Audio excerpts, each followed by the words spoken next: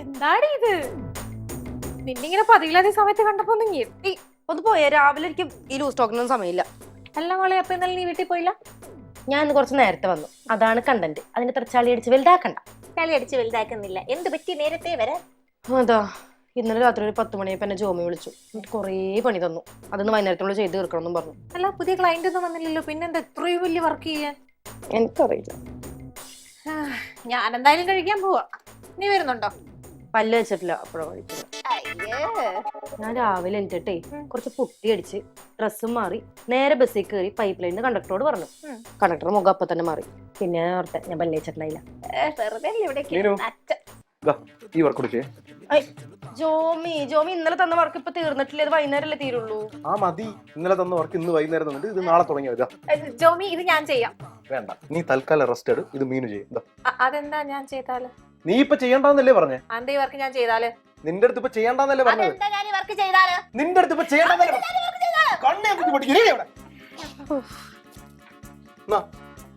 ഞാൻ തന്ന വർക്ക് ചെയ്തിട്ട് രാത്രി പോകും. എന്നാലും എന്തിനാണ് ഇവൻ നിന്നെ കൊണ്ട് ഇത്രയും പണി എടുപ്പിക്കുന്നേ? എനിക്കറിയില്ല, എന്റെ കാര്യത്തിൽ ഒരു തീരുമാനമായെന്നാ തോന്നുന്നു. Good morning madam. Good morning ma'am. ആ ചെന്നൈ ക്ലയന്റിന്റെ മെയിൽ വന്നായിരുന്നോ? വന്നു. ഞാൻ മാമിന് ഫോർവേഡ് ചെയ്തിട്ടുണ്ടല്ലോ. ഓക്കെ. രേഷ്മയ്ക്ക് വർക്കൊന്നുമില്ലേ ചെയ്യാൻ? എന്നോട് പണിയൊന്നും എടുക്കണ്ടെന്ന് പറഞ്ഞു മാഡം. ചെയ്യണ്ടെന്ന് പറഞ്ഞോ? ആര്? ആ ജോമി. അവൻ അങ്ങനെ പറഞ്ഞോ? പറഞ്ഞു മാഡം. എടീ, നീ എന്തിനാടി അങ്ങനെയൊക്കെ പറയാൻ പോയേ? ഇനിയിപ്പൊ ജോമിയുടെ വെക്കട്ടോട്ട് കയറാൻ പോകും. ഞാൻ അതിന്റെ കള്ളൊന്നുമല്ലല്ലോ പറഞ്ഞത്, ഉള്ള കാര്യങ്ങൾ പറയല്ലേ ചെയ്തത്. എന്നാലും നിനക്ക് എന്തെങ്കിലും പണിയുണ്ടെന്ന് പറഞ്ഞാൽ മതിയായിരുന്നു. ഞാനെന്തിനാ അങ്ങനെ പറയുന്നത്? ഈ രേഷ്മ ഫേവർ ചെയ്തിരുന്ന കാലമൊക്കെ അങ്ങ് കഴിഞ്ഞു മോളെ. ഇനി ഞാനൊരു എംപ്ലോയി ലെവലിൽ നിന്ന് മാത്രമേ ഇവിടെ കാര്യങ്ങൾ ചെയ്യുള്ളൂ. അല്ലെങ്കിലും നമുക്കിവിടെ ചിലരെ പോലെ വലിയ വലിയ മോഹങ്ങളൊന്നും ഇല്ലല്ലോ.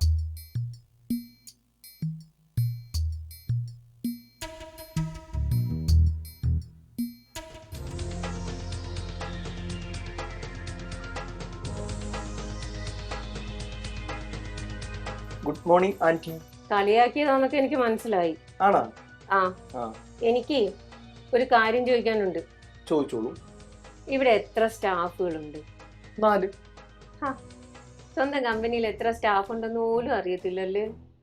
മീനു, രേഷ്മ, ലാസർ, പിന്നെ ആന്റി. 4 ആയില്ലേ? ഞാനെപ്പോഴാടാ സ്റ്റാഫായേ? പിന്നെ മുതലാളിയാണ് ആന്റി. ഇപ്പോഴും ഈ കമ്പനിയെ എന്റെയും ടോമിയുടെയും പേരിലാണ്. ആന്റി ഇങ്ങോട്ട് വന്നത്, അല്ല വിട്ടത്, നമ്മളെ തൽക്കാലത്തേക്ക് ഒന്ന് കൺട്രാക്ട് ചെയ്ത് തിരിച്ചു പോകാനാണ് കേട്ടാ. അതൊക്കെ നിന്റെയൊക്കെ തോന്നലാണ് കേട്ടാ. ഞാൻ ആരാണെന്നും ഞാൻ എന്തിനാ ഇങ്ങോട്ട് വന്നിരിക്കുന്നതെന്നൊക്കെ എനിക്ക് നല്ല ബോധ്യമുണ്ട്. ആയിക്കോട്ടെ, എന്തിനാണ് ഇപ്പൊ ഫവതി ഇങ്ങോട്ട് വന്നത് അതൊന്ന് പറയൂ. ആ രേഷ്മയ്ക്ക് വർക്കൊന്നുമില്ല ഇവിടെ ചെയ്യാൻ? അവൾക്ക് ഇവിടെ ശമ്പളം ഒന്നും കൊടുക്കുന്നതല്ലേ? അതാണ്. ആ, ഈ ഓഫീസിൽ ആരൊക്കെ എന്തൊക്കെ വർക്കിന് കേപ്പബിൾ ആണെന്നുള്ളത് എനിക്കറിയാം. എനിക്കേ അറിയാവൂ. അപ്പൊ ആർക്കൊക്കെ എന്തൊക്കെ വർക്ക് കൊടുക്കണമെന്നുള്ളതും എനിക്കറിയാം. പിന്നെ ഞാനിത് ആന്റിയുടെ അടുത്ത് ബ്രീഫ് ചെയ്യേണ്ട കാര്യമൊന്നുമില്ല. ആന്റി എൻ്റെ അടുത്ത് ഇങ്ങോട്ട് ചോദിച്ചതിന് എന്റെ മര്യാദയുടെ പുറത്ത് ഞാൻ മറുപടി പറഞ്ഞതേ ഉള്ളൂ കേട്ടാ. ഓ, എന്നാ രേഷ്മയെ കേപ്പബിൾ ആക്കാൻ പറ്റുമല്ലോ എന്ന് ഞാനും ഒന്ന് നോക്കട്ടെ. ഓ, ചെയ്തോ, പോയി ചെയ്തോ. അപ്പോ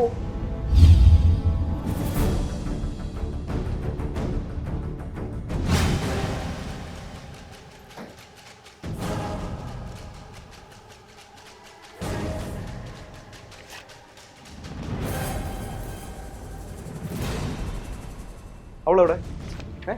ആര്? ഈ അവൾ എന്ന് ഉദ്ദേശിച്ച ഒരു പെണ്ണിനെയാണെന്ന് മനസ്സിലായത്. ഇവിടെ ആന്റി കയറി ഞാൻ അവളെന്ന് വിളിക്കുന്ന കണ്ടിട്ടുണ്ടോ? ഇല്ല. താനല്ലാതെ ഇവിടെ വേറൊരു പെണ്ണുള്ളത് ആരാ? രേഷ്മ. പിന്നെ നിനക്കത് ആദ്യമേ പറഞ്ഞു വിടുക.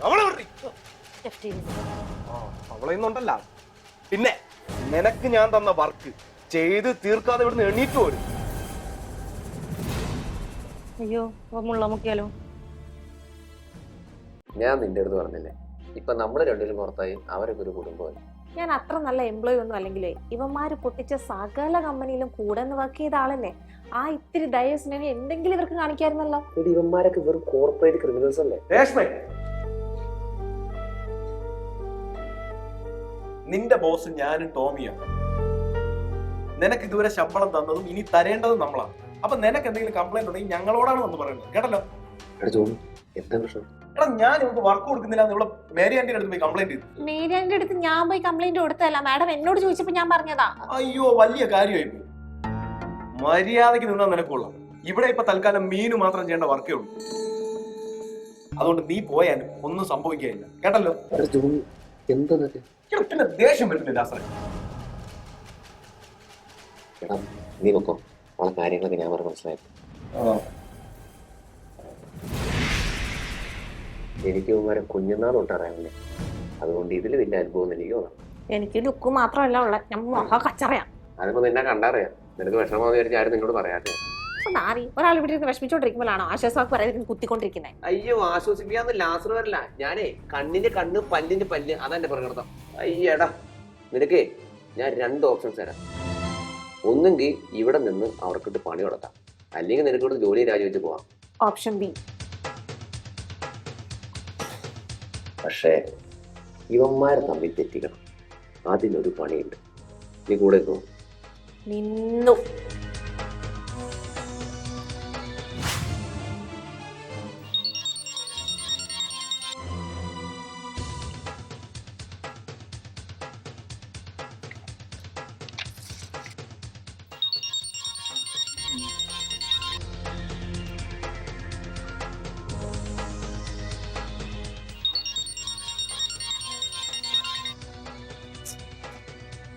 അല്ല ടോമില്ലേ മോളെ വിളിക്കുന്നേ? എന്താ കോളെടുക്കാത്ത? സമയമില്ല, പിന്നെ വിളിക്കാം. സമയമില്ലെന്നോ? അല്ല അവനെന്ത് ലീവല്ലേ, പിന്നെ എന്താ വിളിച്ചോണ്ടിരിക്കുന്നേ? വയ്യാന്ന് തോന്നുന്നു. എന്തേറ്റി, പനിയാ? എനിക്കിപ്പോ അതാണോ അത്യാവശ്യം? എനിക്കിവിടെ 100 കൂട്ടം പണിയുണ്ട്. ആ ജോബിനെ കടിച്ചു കയറാൻ നിൽക്കാം.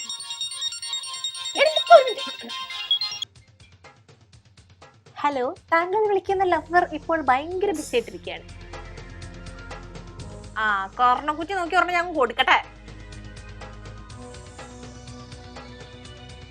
എടാവൊക്കെ നല്ല പണി കൊടുത്തിട്ടിരിക്കുക അവന്റെ പാർട്ട്ണർ. രാവിലെ തൊട്ട് വാഷ്റൂം പോലും പോവാതെ അവിടെ കക്ഷി ഇരിക്കണ്ട. അതെ, നിന്നോട് പറഞ്ഞ കാര്യം എന്തായി എന്ന്. ഓ ദൈവമേ, ഇവൻ തലവേദന ആയല്ലോ എന്ന എക്സ്പ്രഷനിലാണ് താങ്കളുടെ ലവർ ഇപ്പോൾ ഇരിക്കുന്നത്.